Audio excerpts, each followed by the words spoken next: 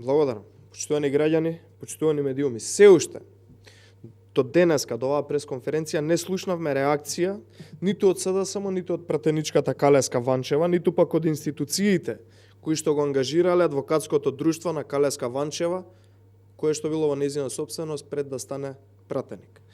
Преку 5 државни институции по основна паушали, адвокатското друштво кое е поврзано со пратеничката на СДСМ и председател на форумот на жени во СДСМ, инкасирало 55.000 евра за 3,5 години. Министерството за образование и наука, Национална агенција за европски образовни програми, Агенција за енергетика, Државен студентски центар и Агенција за странски инвестиции се институциите од кои што ова адвокатско друштво на Снежана Калеска Ванчева инкасирало 55.000 евра.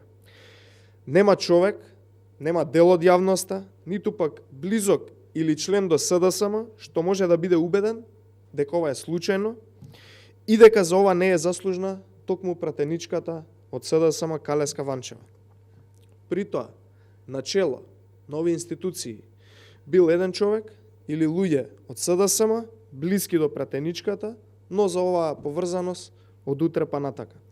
Најважно е што, додека граѓаните немаат леп да јадат, некој кој е во власта нашол начин да заработува преку државата и на грбот на граѓаните. Срамота.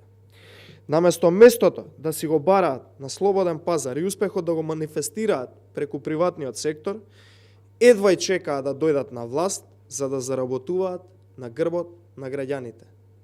При тоа да бидат повластени и да имаат предност пред било кое друго адвокатско друштво, токму адвокатското друштво на пратеничката Калеска Ванчева.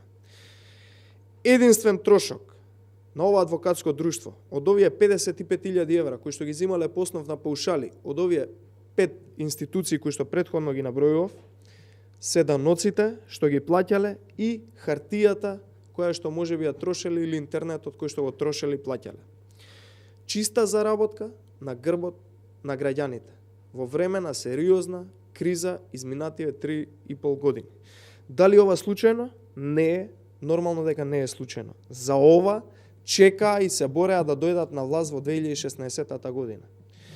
Од тука сакам повторно да ја повикам заспаната антикорупцијска комисија да се разбуди, да отвори постапка, бидејќи ова се парите на граѓаните и мора да дадат отчет како, зошто и на кој начин се доделени и зашто се потрошени овие средства. Благодарам.